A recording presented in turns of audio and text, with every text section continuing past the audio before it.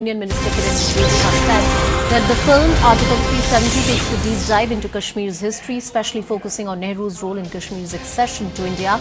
Through engaging narration and striking visuals, the film unravels the complexities surrounding Kashmir's history.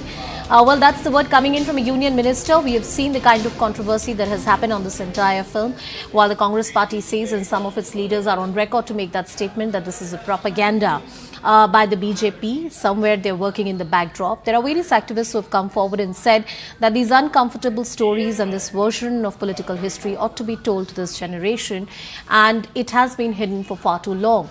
But we have seen that in the recent times, a lot of movie or cinema that has been presented in India has been at the center of political controversy. Pallavi with us on the broadcast. Pallavi, the word coming in from Mr. Kiran Rijiju.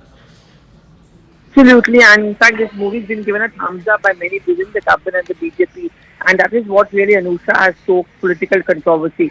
I mean, we saw the kind of controversy broke out over the Kashmir files, with the Congress calling it an attempt to divide the people of Kashmir, and now the movie 370 is basically based on the revocation of Article 370. A special screening was, of course, held yesterday, but today, of course, we are having a complete thumbs up, but I'm very sure, and there already are voices. Priyank Kharge, for example, has already criticized the movie, saying that this is yet another attempt being made by the government to use cinema to divide the people and to be insensitive about the feelings of a particular section of people. And the Prime Minister too had mentioned this movie 370. All right, Pallavi, as you put all of that into perspective, this entire controversy around this movie has just started. Just a very brief word from you, Pallavi. Not the first time that we are seeing a political controversy over a movie that has been made, especially on Kashmir.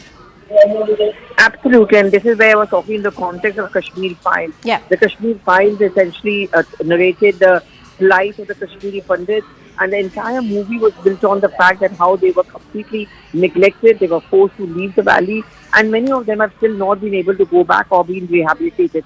At that point of time, the director Vivek Agnihotri too had come in for a lot of attacks from the Congress party. And because the government endorsed the movie also, the government too was equally criticized by a particular ecosystem and many opposition parties on how cinema, instead of uniting people, is now being used by this government party to divide the people.